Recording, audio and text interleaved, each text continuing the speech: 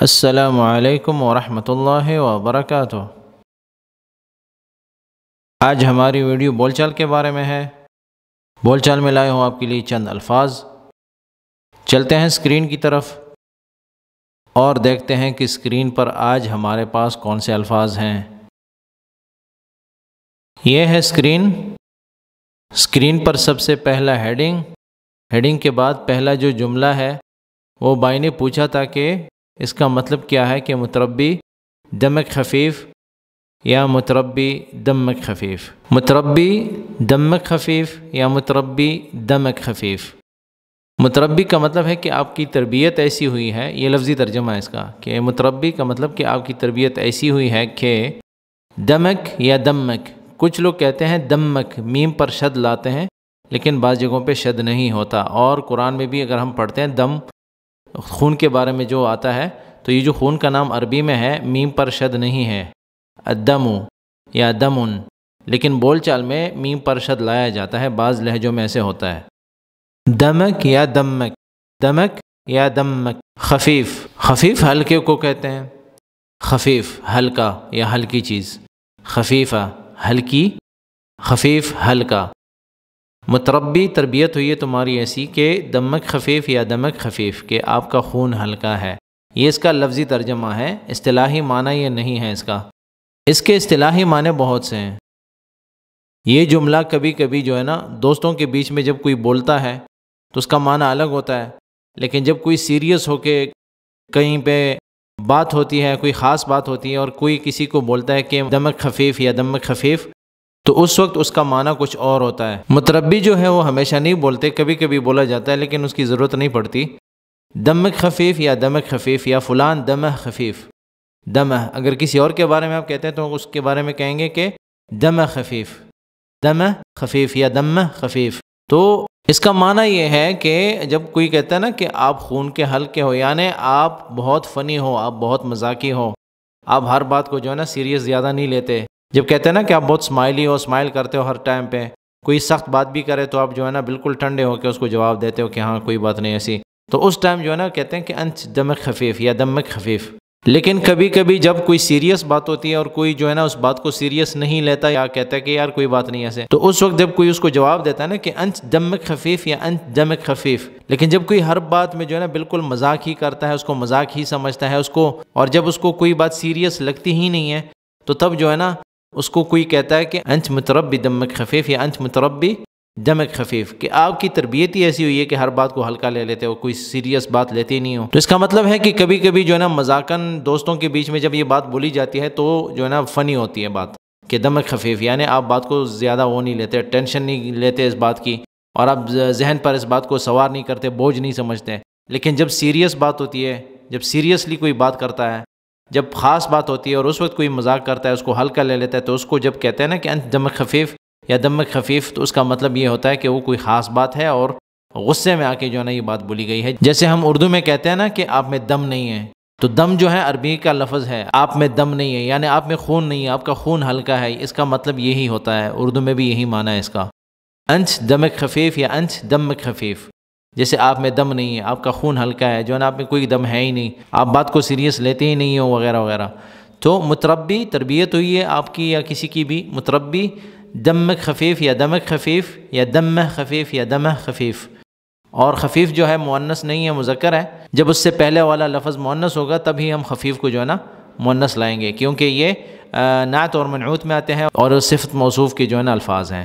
تو متربی دمک خفیف یا متربی دمک خفیف، تمہارا خون ہلکا ہے، لیکن اس کا یہ لفظی معنی نہیں ہے، اس کو لفظی معنی نہیں لینا، اس کا اصطلاحی معنی لینا چاہیے۔ تو ایسی باتیں جو ہے نا کبھی دوستوں کے بیچ میں ہوتی ہیں اور کبھی سیریس ہوتی ہیں، دوستوں کے بیچ میں ہوتی ہیں، فنی ہوتی ہیں، مذاقن ہوتی ہیں، ہنسی مذاق میں بولا جاتا ہے، اور دوست کو کہتے ہیں کہ دمک خفیف، یعنی آپ بات کو سیریس نہیں لیتے، آپ جو ہے نا بہت فنی ہو۔ لیکن جب خاص جگہ پہ ہوتی ہے بات تو اس لفظ سے بچنا ہے، آپ کو کوئی یہ نہ کہے کہ دمک خفیف یا دمک خفیف، متربی دمک خفیف یا متربی دمک خفیف، متربی دمک خفیف یا متربی دمک خفیف۔ مستعجل یا مستعجل، مستعجل یا مستعجل۔ مستعجل کا مطلب ہے جلدی میں ہونا، کوئی جلدی میں ہوتا ہے نا، کہتے ہیں جلدی کرو یار میں جلدی میں ہوں، مجھے جلدی جانا ہے، تو انا مستعجل، مستعیل، مستعجل، مستعیل، بول چال میں مستعیل بولا جاتا ہے اور بعض جگہوں پہ مستعجل بولا جاتا ہے، اور فصحیٰ میں بھی مستعجل ہے، جیم ہے اور جیم کو یا سے بدل دیا ہے بول چال میں، تو مستعیل، انا مستعجل، انا مستعیل، مستعیل جلدی میں ہونا، کسی کو جلدی ہوتی ہے نا، کہتے ہیں مجھے جلدی ہے، انا مستعیل مجھے جلدی جانا ہے، I'm in hurry جیسے انگلش میں کہتے ہیں، مستعجل، مستعیل، مستعجل، مستعیل۔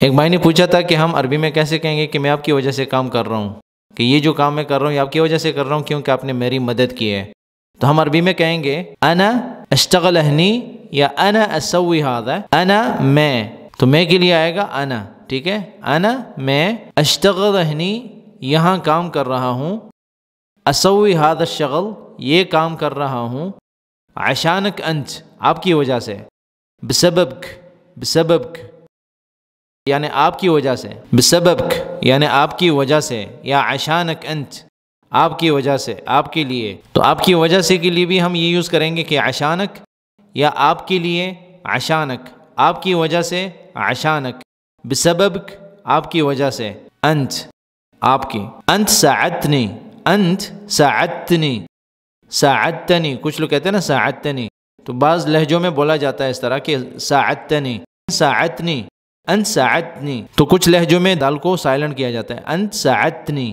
ساعدتنی، انت ساعدتنی کیونکہ آپ نے میری مدد کی، عشانک انت ساعدتنی، لنک انت ساعدتنی کیونکہ آپ نے میری مدد کی، اس لیے کہ آپ نے میری مدد کی، انت ساعدتنی آپ نے میری مدد کی، انا اشتغل ہنی میں یہاں کام کر رہا ہوں، انا اسوی ھذا میں یہ کر رہا ہوں، انا اشتغل ہنی میں یہاں کام کر رہا ہوں، انا اسوی ھذا، انا اسوی ھذا الشغل میں یہ کام کر رہا ہوں، عشانک انت آپ کی وجہ سے، بسببک آپ کی وجہ سے، لنک انت کیونکہ آپ نے، ساعدتنی، ساعدتنی آپ نے میری مدد کی، ساعدتنی، انا اشتغل ہنی یا انا اسوی ھذا الشغل عشانک انت لنک انت ساعدتنی، لنک انت ساعدتنی۔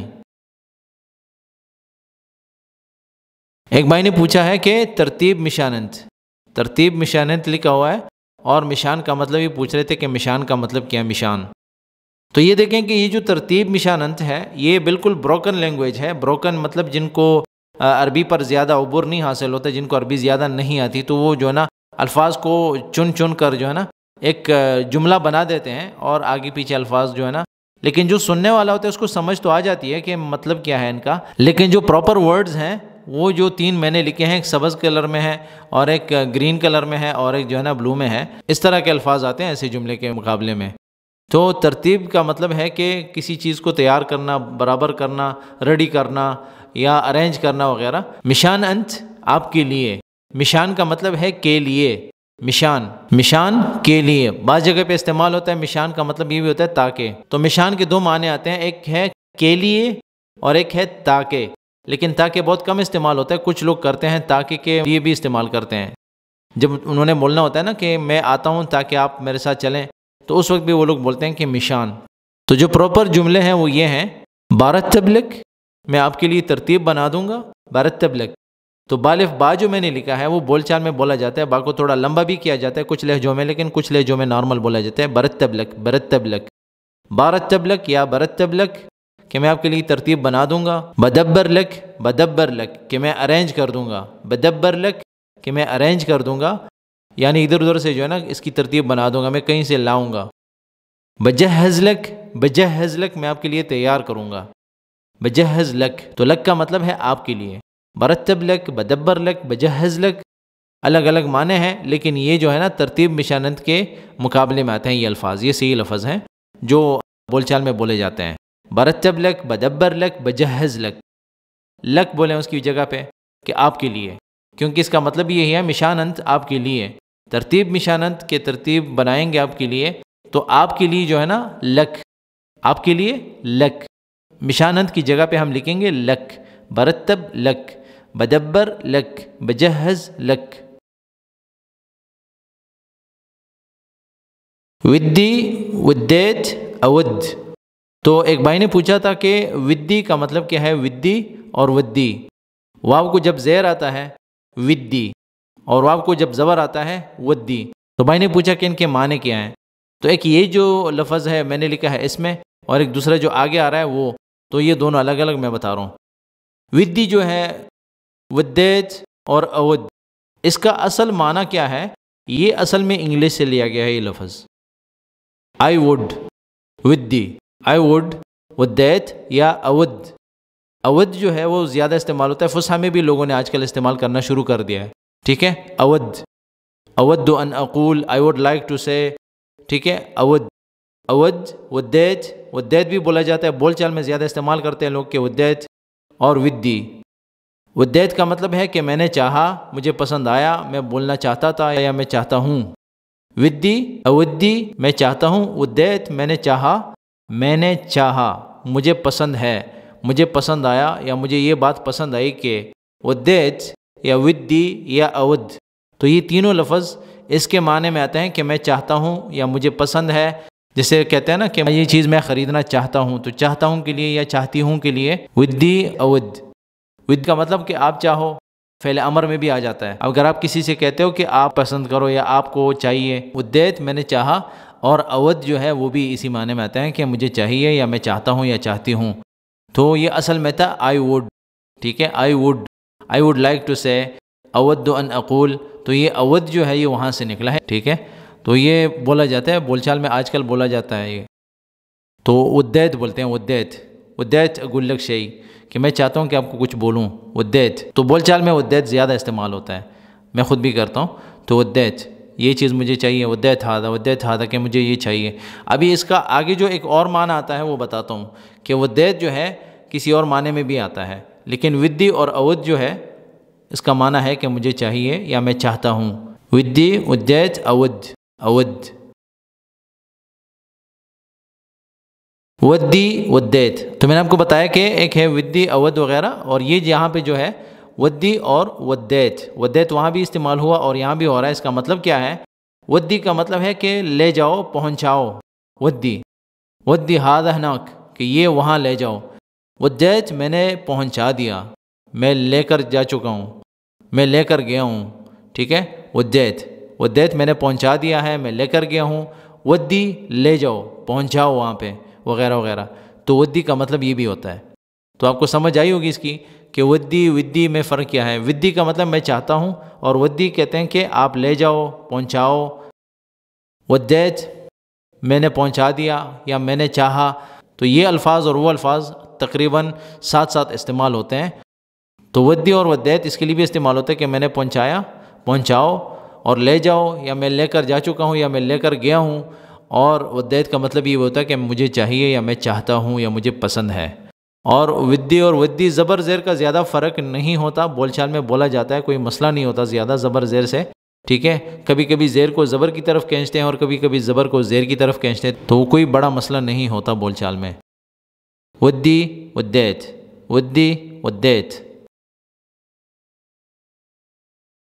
تعطینی یا بتعطینی فلوسی ولا لا. بتعطینی فلوسی ولا لا. تعطینی بولیں یا بتعطینی بولیں، فلوسی ولا لا. تعطینی آپ دیتے ہو، بتعطینی آپ دو گے، فلوسی میرے پیسے، ولا لا یا نہیں، ولا لا یا نہیں. تعطینی فلوسی ولا لا یا بتعطینی فلوسی ولا لا، کہ آپ میرے پیسے دو گے یا نہیں دو گے. تعطینی کا مطلب ہے کہ حال میں، فی الحال جو ہے نا، آپ مجھے پیسے دیتے ہو یا نہیں. بتعطینی آپ مجھے پیسے دو گے یا نہیں. تو تعطینی فلوسی ولا لا، بتعطینی فلوسی ولا لا. تعطینی فلوسی ولا لا، بتعطینی فلوسی ولا لا.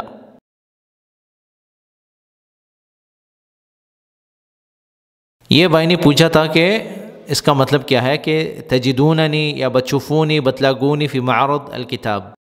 اس کا مطلب یہ ہے کہ میں آپ کو کتاب میلہ میں ملوں گا. یعنی جو کتاب میلہ ہوتا ہے نا، جو فیسٹیول لگتا ہے جہاں پہ کتابیں ہوتی ہیں، بک فیئر جسے کہتے ہیں انگلش میں، جہاں پہ ایگزیبیشن ہوتا ہے، ہر انسان اپنی کتاب لاتا ہے وہاں پہ، جو منسٹر وغیرہ سے اپروو کر کے کتاب چھپواتا ہے، پھر وہاں سے جو ہے نا لے کر آتا ہے ایسی جگہ پہ جہاں پہ کتاب میلہ ہوتا ہے، جہاں پہ کتابیں ہوتی ہیں، نئی نئی کتابیں آتی ہیں مارکیٹ میں.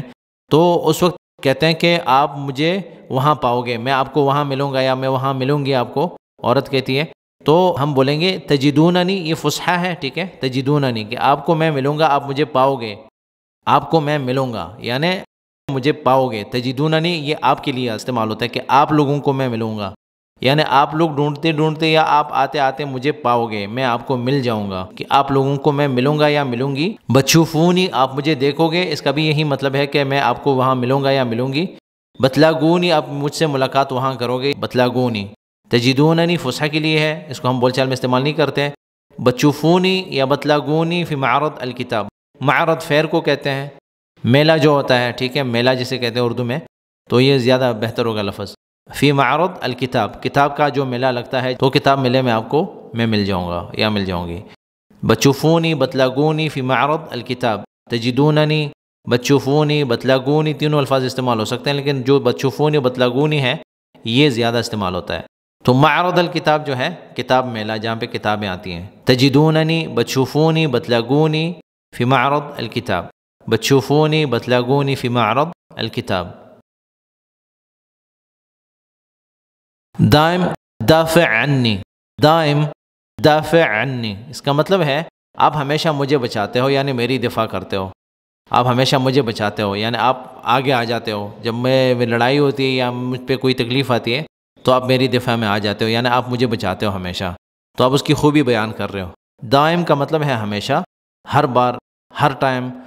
دافع، تو تا جو ہے وہ سائلنٹ ہو جاتی ہے بول چال میں، دائم دافع عنی، دائم دافع عنی، تو تا جو ہے بولا جاتا ہے لیکن سائلنٹ ہوتا ہے بالکل، آپ جو ہے اس کو حرکت دیتے ہو صرف، تو اصل میں ہے تدافع عنی، دائم، دائما تدافع عنی، دائما فصحیٰ میں اگر بولتے ہیں نا، لیکن بول چال میں دائم یا دوم، دافع عنی، انت دوم دافع عنی، کہ آپ ہمیشہ مجھے بچاتے ہو یا آپ ہمیشہ میری دفاع کرتے ہو، انت دوم دافع عنی، تو دائم دافع عنی کہ آپ ہمیشگی اختیار کرتے ہو، ہمیشگی کہ آپ ہمیشہ اس بات پر قائم ہو، جب بھی تکلیف آتی ہے آپ مجھے بچانے کے لیے کھڑے ہو ہمیشہ، مطلب دائم کا مطلب یہ ہے کہ آپ ابھی بھی کھڑے ہو، ابھی بھی دفاع میں کھڑے ہو، ہمیشہ کھڑے رہتے ہو میرے لیے تاکہ مجھے بچاؤ، تو آپ مجھے بچاتے ہو ہمیشہ۔ دائم، دوم بول چال میں یہاں بھی استعمال ہوتا ہے، دوم بھی بولتے ہیں، دائم بھی بولتے ہیں، دوم بھی بولتے ہیں۔